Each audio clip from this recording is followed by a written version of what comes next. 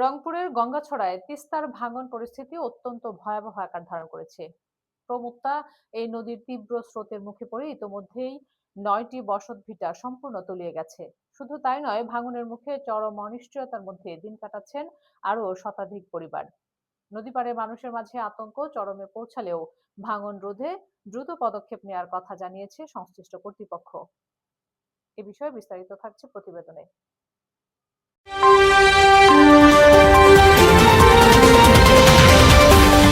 তীব্র স্রোতের কারণে নদীর পাড় ভেঙে মুহূর্তের মধ্যেই লোকালয়ে পানি ঢুকে পড়েছে।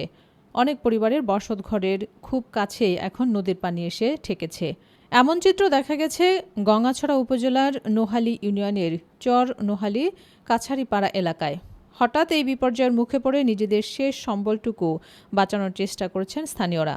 ঘরবাড়ি পুরোপুরি নদীর গর্ভে চলে যাওয়ার আগেই চালের টিন, বাঁশ, কাঠ ও খুঁটিগুলো খুলে নিরাপদ দূরত্বে সরিয়ে নিচ্ছেন তারা।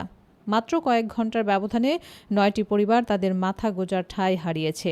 ১৪ বার এই বয়সে আমি বাড়িঘর ভাঙি। এইভাবে ভাঙি গেলে এদের বাড়ি যদি আজ ভাঙলো, পরশুদিন আমার বাড়ি ভাঙতে হবে। তাহলে এইভাবে আমরা কিভাবে চরের মধ্যে টিকি থাকি? আমার মনে করো যে খাবার দাবার নাই, বাড়ি করবো তার জায়গা নাই। বাড়ি ঘরের জিনিসপাতি নষ্ট হয়েছে, জায়গা জমিন একটু আসলে তাক নষ্ট হয়ে গেছে। বাকি বাড়ি ঘর যেন আমাদের সেফ হয়, এই জন্য আমি আর কি আবেদন করতেছি। স্থানীয়দের ভাষ্যমতে তিস্তায় পানি চাপ বাড়ার কারণেই এই ভাঙন তীব্র রূপ নিয়েছে।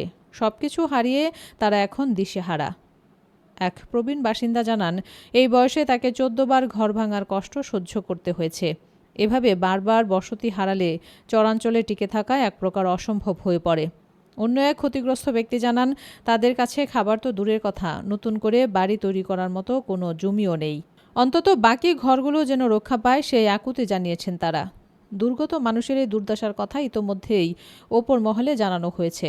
পানি উন্নয়ন বোর্ডের পক্ষ থেকে জানানো হয়েছে, প্রতিমন্ত্রী মহোদয়ের সঙ্গে আলোচনা হয়েছে এবং ঊর্ধ্বতন কর্তৃপক্ষের নির্দেশ পাওয়া মাত্রই ভাঙন প্রতিরোধে কাজ শুরু করা হবে।